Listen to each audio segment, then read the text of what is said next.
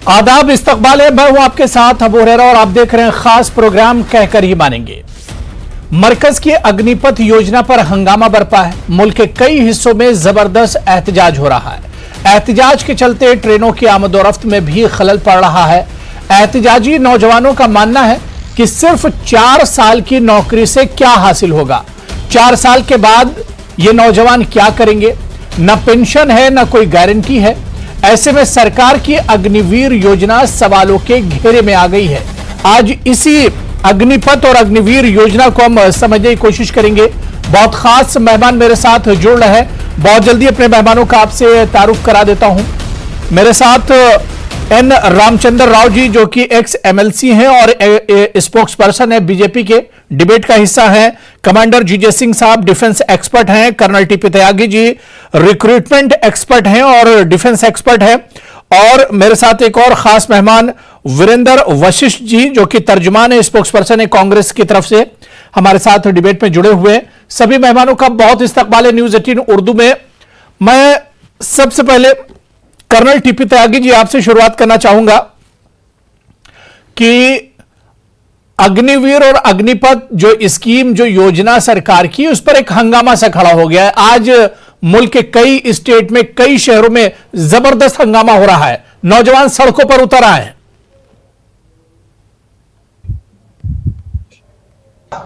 यही लोग जब बाहर आएंगे तब ये ऐसा नहीं करेंगे।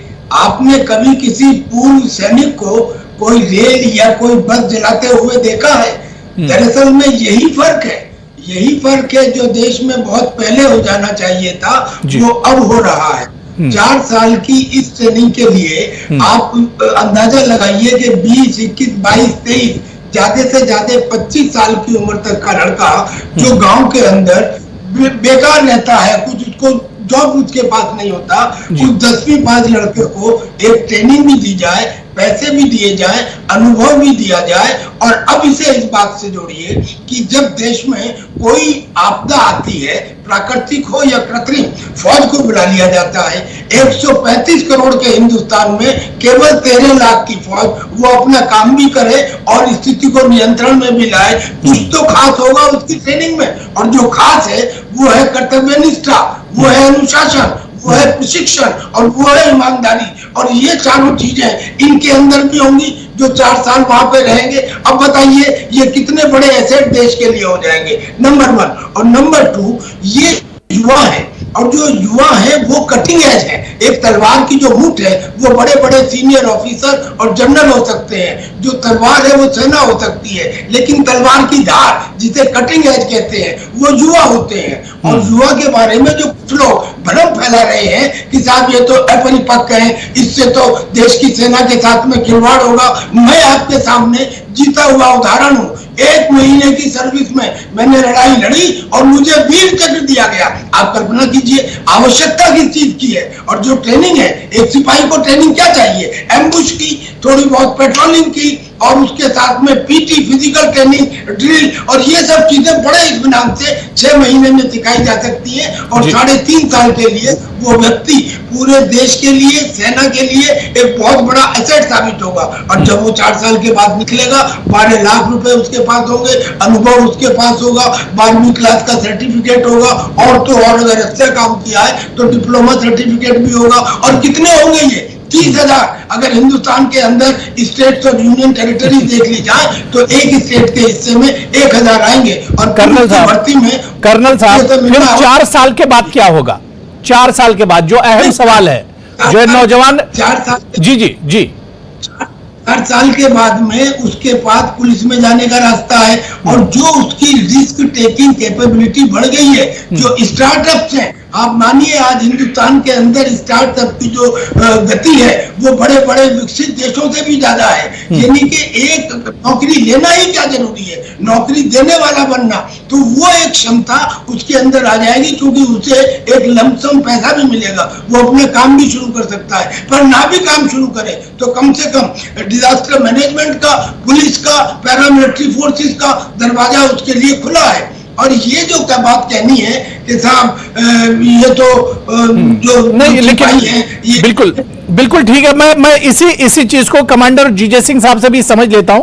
कमांडर जीजे सिंह साहब, जो बात यहां पर कर्नल टीपी त्यागी जी कह रहे हैं कि यही चीज अगर ये 4 साल की ट्रेनिंग इन नौजवानों के पास होती जो आज सड़कों पर उतरे हैं, जो हंगामा और प्रोटेस्ट कर रहे हैं, तो शायद ये इस तरह से नहीं करते। लेकिन सवाल यही कि 4 साल के बाद क्या करेंगे। कर्नल टीपी त्यागी जी ने कहा कि पुलिस में जाएंगे, डिजास्टर मैनेजमेंट है, बहुत से शोबे ऐसे हैं, बहुत से सेक्टर हैं जिसमें जा सकते हैं, लेकिन ये तादाद तो बहुत बड़ी होगी। हर साल ये लोग निकलेंगे और इनकी जो तादाद है वो बढ़ती चली जाएगी। देखिए, बहुत हद तक जो उन्होंने कहा वो भी उनकी बातें ठीक हैं जी, मगर जैसे आपने अभी कुछ सवाल उठाए वो भी बहुत वाजिब हैं, सही हैं, वैलिड हैं, क्योंकि हमारे देश के अंदर सबसे पहली बात यह है कि अगर हम अपने कल्चर को देखें, अपनी सोच को देखें, एटीट्यूड को देखें, एक ट्रेडिशन जो बनी हुई है, वो फौज के अंदर आदमी ज्वाइन करता है, कहता है मुझे पेंशन मिलेगी। पेंशन का मतलब नो टेंशन।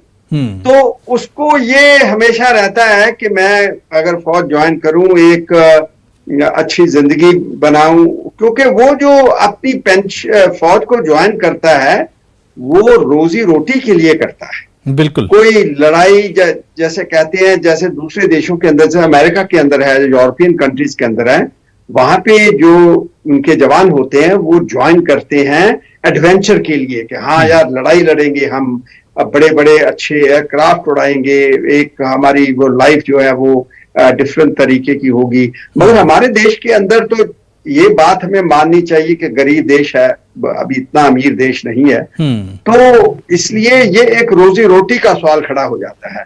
4 साल के बाद बिल्कुल ठीक उन्होंने कहा कि उनको एक बहुत अच्छा अनुभव, जो ट्रेनिंग है वो ट्रेनिंग के ऊपर ही बहुत खर्चे, लाखों रुपए खर्च हो जाते हैं। और जैसे ही हमारी फौज के अंदर ट्रेनिंग होती है, वो कहीं बाहर कोई भी एजेंसी, कोई भी ऑर्गेनाइजेशन नहीं दे सकती। ये फौज की जो एक ट्रेनिंग है ये बहुत अद्भुत है, और आदमी के जो अंदरलाइक क्वालिटीज होती हैं, जैसे एंड्योरेंस हुआ, इंटेग्रिटी हुआ, सोच हुई, एक्सपोजर हुआ, समझ हुई, उसकी जो अंदर की आंख है वो खोल देती है। साथ में फौज के अंदर एक्सपोजर मिलता है, जगह जगह पे अगर 3-4 अच्छे स्टेशन मिल जाए, उसके साथ पता लगता है कि दुनिया कहाँ पे है। जो हमारे ज्यादातर गांव के लोग हैं वो इसको ज्वाइन करते हैं जी इसके। मगर इसके अंदर जैसे आपने क्वेश्चन कहा, मेरे जहन के अंदर जो एक फिक्र हो रहा है वो ये है कि जिस तरीके से आज हमारे नौजवानों ने दंगा किया, या जो भी अपना रोष प्रकट किया, अगर ये लोग ट्रेंड लोग अगर बाहर आ गए और किसी पार्टी के बातों में आ गए, पार्टी ज्वाइन कर ली, ये तो भाई बम बन जाएंगे, बहुत बहुत बड़ा खतरा हो जाएगा। सही कह रहे हैं आप, वो खतरा हो जाए, क्योंकि हमारी पार्टी तो जो ऑपोजिशन कोई भी हो इनको पकड़ेगी, कह भी आओ, अगर आग लगाते हैं तो फिर एक नहीं कई लगा दें, क्योंकि ये फुली ट्रेंड होंगे। 4 साल के बाद फिर से बेरोजगार हो जाएंगे और कुछ भी करने के लिए तैयार हो जाएंगे। और नहीं, दूसरा गलत रास्ते में डालने वाले बहुत है हमारे पॉलिटिशियन। हमारे जो लोग हैं वो उसको ऑपोजिशन में लेंगे, पार्टियां ज्वाइन कर लेंगे, फिर क्या होगा। तो फिर ये मेरे चिंता है इस बात की, ये सोच मेरी जहन में आ रही थी, क्योंकि मैं भी इन चीजों को बड़े ध्यान से सोचता हूं एज ए डिफेंस एनालिस्ट। मुझे ये समझ में नहीं आ रहा था कि ये आज ये कर रहे हैं, यही ऐसे लोग बाहर आएंगे तो क्या करेंगे, क्योंकि गलत रास्ते डालने वाले बहुत हैं हमारे देश के। बिल्कुल नहीं, बिल्कुल ट्रेनिंग लेने के बाद अगर ये भटक गए, अगर ट्रेनिंग लेने के बाद ये रास्ते से भटक जाते हैं, फिर क्या होगा? ये तो बहुत अहम सवाल है। मैं जल्दी से रामचंद्र राव जी को भी डिबेट पे जोड़ लेता हूं, वीरेंद्र जी भी वेट कर रहे हैं। मैं दोबारा से जीजे सिंह साहब आपके पास आऊंगा। बहुत अहम सवाल आपने उठाया है रामचंद्र राव जी। आज जिस तरह से अग्निपथ योजना को लेकर लोग सड़कों पर निकले हुए हैं, बड़ी तादाद में नौजवान, आप देखिए यूपी, बिहार, राजस्थान, हरियाणा, शहर शहर लोग प्रोटेस्ट और एहतजाज कर रहे हैं इस योजना को लेकर। पहली बात तो मैं यही कहूंगा कि ये जो है राजनीति से प्रेरित जो आंदोलन है, ये इनको गुमराह किया गया है कुछ राजनीतिक दल, वरना इस स्कीम को हमें इसका स्वागत करना चाहिए, क्योंकि अग्निपथ हमारे देश के नौजवानों को हमारे देश के उन जवानों को देशभक्त के रास्ते पे चलाने की एक स्कीम है। दूसरी बात रही इसमें सिर्फ 4 साल जो है, सिर्फ 4 साल आप देशभक्त इन्हें बनाएंगे। 4 साल के लिए मैं आ रहा हूं जी 25% 4 साल के बाद इसमें 25% को उसमें रिटेन किया जाएगा। ये बात ध्यान में रखना चाहिए। यानी कि 75% जो बचे हैं उनको जो है रिजर्व पोस्ट में रिजर्वेशन रहेंगे। अगर वो किसी के पोस्ट में अप्लाई करते हैं और उनका क्वालिफिकेशन और इनका ये जो सर्विस जो 4 साल किया है तो इसको उनको वहां रिजर्वेशन मिलने वाला है। और non contributory 48 lakh insurance scheme भी उनको उनके ऊपर जो है वैलिड है। तो इसलिए कहीं भी किसी नौजवान को कोई लॉस नहीं होगा। ये देशभक्ति और देश की जो हम जो त्याग करने की जो जिनके मन में जो इच्छा है उन सब के लिए एक बहुत बड़ा स्कीम है और बहुत अच्छा है। अग्निपथ से हम अग्निवीर बनेंगे। मैं आपको एक बात दिला दूं कि इजराइल में हर जो ग्रेजुएट होता है अगर वो आगे की पढ़ाई पढ़ने से पहले 2 साल उनके मिलिट्री में काम करना पड़ता है, चाहे वो लड़का हो लड़की हो। एबल बॉडी नहीं एबल बॉडी मैन और वुमेन उनको सर्विस में करना पड़ता है। देश के लिए उनको मिलिट्री में काम करना पड़ता है। उसके बाद उनको फिर एडमिशन बाहर मिलता है। कई ऐसे देश हैं जो वहां के नौजवानों को आर्मी में ट्रेनिंग देते हैं। तो इससे आपने इजराइल की मिसाल तो जरूर दी, लेकिन इजराइल में आप देखिए कि जॉब परसेंटेज वहां पर कितना है। वहां पर बेरोजगारी इस तरह से नहीं है। वहां पर इतनी बड़ी तादाद में लोग बेरोजगार नहीं है। रामचंद्र राव जी, मैं जल्दी से वीरेंद्र वशिष्ठ जी को भी डिबेट पे जोड़ लेता हूं, उसके बाद चर्चा को और आगे बढ़ाएंगे। वीरेंद्र वशिष्ठ जी, रामचंद्र राव जी कह रहे हैं कि यही अग्निवीर जो है यही अग्निपथ से अग्निवीर बनेंगे और ये बहुत अच्छी स्कीम है। नौजवान जो है बेरोजगारी भी खत्म हो जाएगी, उनको ट्रेनिंग भी मिल जाएगी, उनको सर्टिफिकेट भी मिल जाएगा, उन्हें तनख्वाह भी और पैसा भी सब कुछ मिल जाएगा। मैं आप सबसे कहना चाहता हूं कि 2014 से जब ये सरकार आई है इस सरकार में एक नया काम चालू हो गया है कि कुछ भी करने से पहले ना डायलॉग होगा, ना डिबेट होगी, ना डिस्कशन होगा, तो थोप दिया जाएगा। आपने देखा कि ऐसे ही किसानों को दुगनी आय और फायदे के नाम पर किसानों की जमीन तक लूटने के 3 काले कानून बना दिए गए, जिसके लिए उन्होंने 1 साल तक संघर्ष किया, जब जाके सरकार ने उसको वापस लिया। आज आपके चैनल के माध्यम से सबसे पहले तो मैं अपने सभी युवा साथियों से कहना चाहूंगा, आप शांतिपूर्वक ढंग से जिस प्रकार किसानों ने और गांधी जी ने हमें जो मूल मंत्र दिया है सत्य और अहिंसा के रास्ते पे चलते हुए शांतिपूर्वक ढंग से आप अपना प्रदर्शन करें, किसी भी प्रकार से उग्र ना हो, क्योंकि नहीं तो कोई भी आपको, पहले किसानों को भी गलत कहा गया था, आज आपको कह दिया जाएगा। आप लोगों को इस देश की सेवा करनी है और मैं जानता हूं कि उनकी समस्या ये है कि वो इतने दिन से वेट कर रहे थे भर्ती की और वो लोगों ने टेस्ट पास कर लिया था, फिजिकल पास कर लिए थे। अब उनको कह दिया गया है कि आपको अग्निपथ जो नई स्कीम करी है इन्होंने अग्निवीर बनाने की, इस देश में है ना, आपको समझना होगा हम भावनात्मक रूप से भी जुड़े हुए हैं फौज से। हर गांव में मैं एक गांव से आता हूं तो मुझे पता है कोई ये नहीं कहता फौजी होना अपने आप में गर्व की बात है, और उसका परिवार भी कहीं बैठता है तो वो कहता है मैं फौजी का बेटा हूं, मैं फौजी हूं। तो इस प्रकार की जहां सोच रही हो, जहां, और मेरे को नहीं समझ में आता कि क्यों किसी को लग रहा है कि ये रोजगार के लिए, आपने देखा होगा चाहे गलवान हो चाहे कहीं, यही हमारे सैनिक साथी, फौजी साथी देश के लिए अपनी प्राणों की आहुति दे देते हैं। सी बात है, पूरे मुल्क की जिम्मेदारी इनके कंधों पर होती है, पूरे मुल्क की सिक्योरिटी इनके कंधों पर होती है, पूरे मुल्क की ये लोग हिफाजत करते हैं, हमारे जवान पूरे मुल्क की हिफाजत करते हैं। मैं colonel TP Tyagi ji, colonel TP Tyagi ji, और जो जुमला दे दिया गया है ठीक है हमारे जवानों के लिए जी। वीरेंद्र जी, मैं दोबारा से आ रहा हूँ, एक चीज कहना चाहता हूँ। ये सरकार ने 1 रैंक 1 पेंशन की बात कह के तो सैनिकों की वोट ली, और आज 9 रैंक 9 पेंशन का स्कीम ला रहे हैं। उनके हर पैकेज, डिस्चार्ज पैकेज, सब चीज खोसने की तैयारी। इस सरकार का एक ही काम है कि किसी को भी जवान, नौजवान, किसान और बेरोजगार, मजदूर या किसी भी वर्ग को ये लोग कुछ नहीं दे सकते। चलिए ठीक है, ठीक है। Colonel TP Tyagi ji, colonel TP Tyagi ji, आपने बहुत से फायदे गिनाए इस स्कीम के, लेकिन सवाल ये उठता है सर, फौज में जाना इतना आसान नहीं होता था। आप देखिए कि गांव में, बल्कि आज भी आप देख लीजिए कि शहरों में, गांव में लोग कई कई साल तैयारी करते हैं, सुबह 4 बजे उठ जाते हैं, दौड़ते हैं, वर्जिश करते हैं, एक्सरसाइज करते हैं, उनके अंदर फौज में जाने का एक जज्बा रहता है। लेकिन यहां तो नौकरी के लिए अग्निपथ का इस्तेमाल किया जा रहा है। जब फौज की ट्रेनिंग दी जाएगी तो आधे तो ऐसे छोड़ के चले जाएंगे। Colonel TP Tyagi ji. Sir, ये क्या सरकार ने ये कहा कि ये मैंडेटरी है?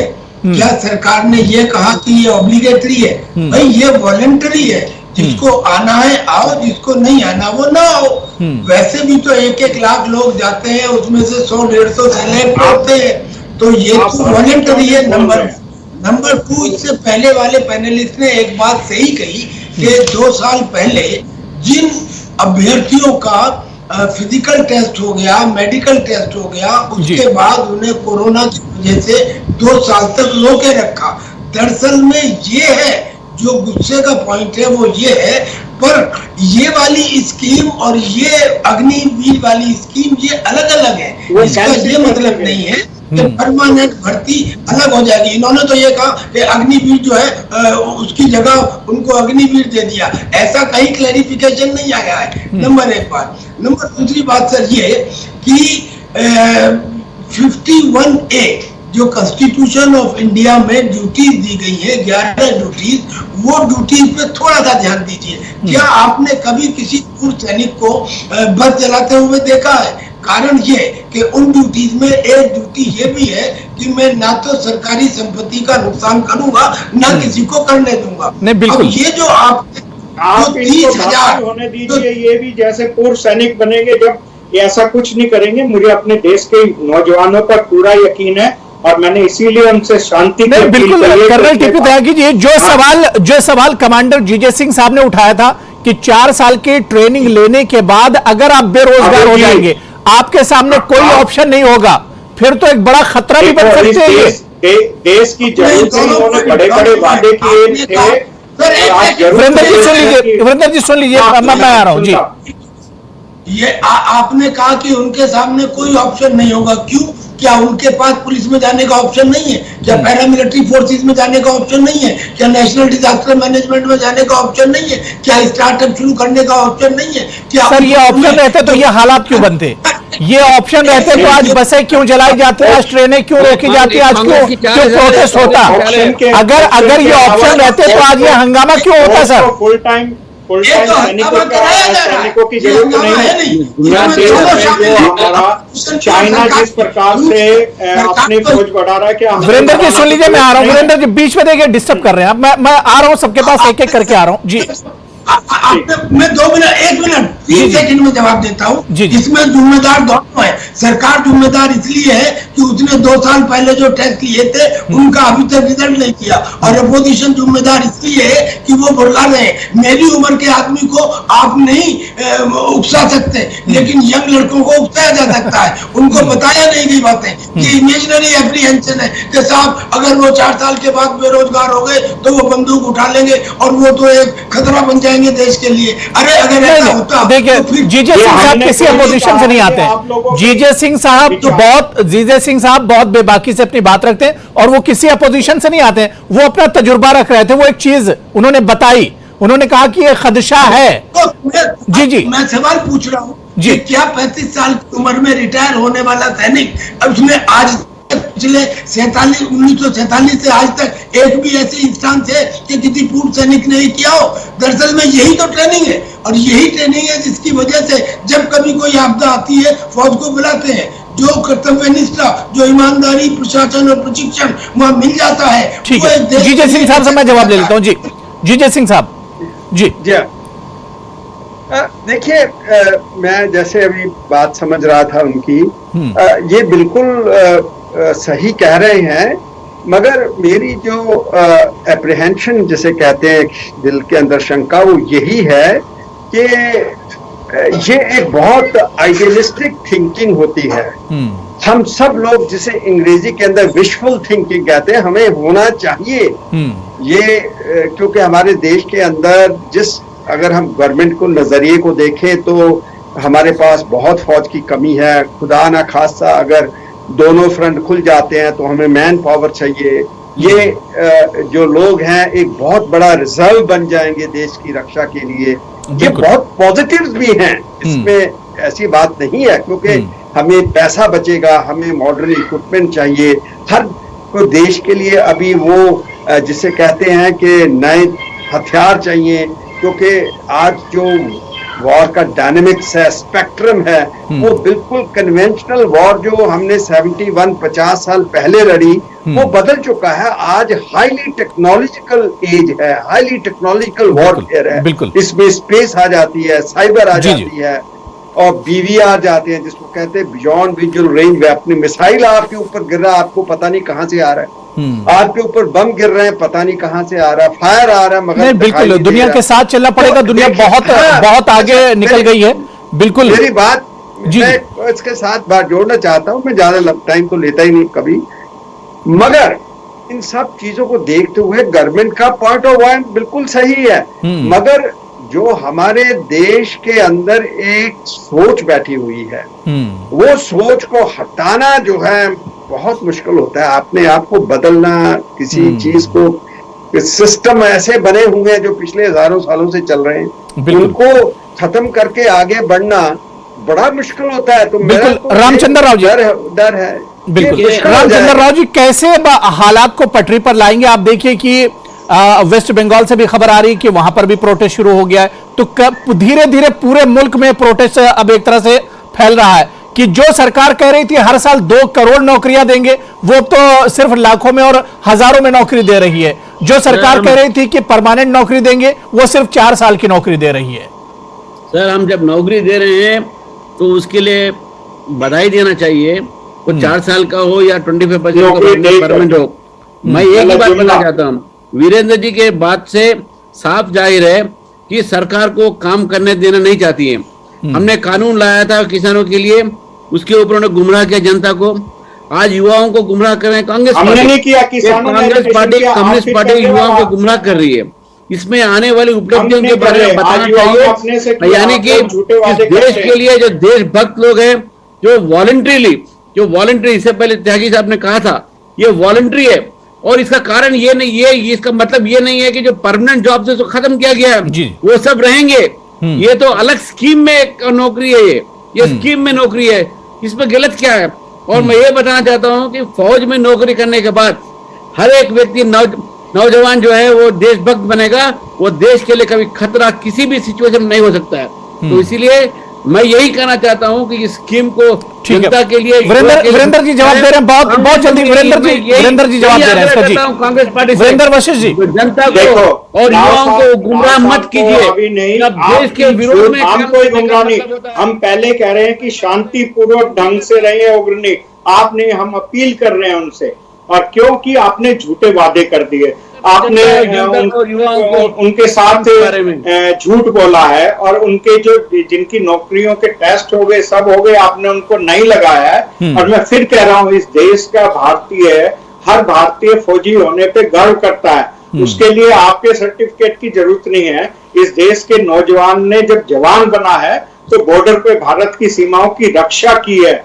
और आपको दिक्कत क्या है? पुराने तरीके में एक पायलट प्रोजेक्ट कर लेते हैं। अगर आपको कुछ करना है नया, आपने बगैर सोचे समझे, ना किसी डायलॉग किया किसी के साथ, आपके पास बिल्कुल सरकार की जिम्मेदारी बनती है। और सरकार, जो लोग नाराज हैं, जो लोग शक जाहिर कर रहे हैं इस अग्निपथ योजना में या अग्निवीर योजना में, सरकार को इन्हें कॉन्फिडेंस में लेना होगा। सरकार को इसकी अच्छाइयां बतानी होंगी, सरकार को इसकी जो बुराइयां उस पर भी नजर रखनी होगी, और जल्द से जल्द जो एहतजाज और जो नाराजगी है उसे खत्म करना होगा। बहुत बहुत शुक्रिया रामचंद्र राव जी मेरे साथ जुड़ने के लिए। वीरेंद्र जी, कर्नल टीपी त्यागी साहब और कमांडर जीजे सिंह साहब, सभी का बहुत बहुत शुक्रिया डिबेट में जुड़ने के लिए। आदाब।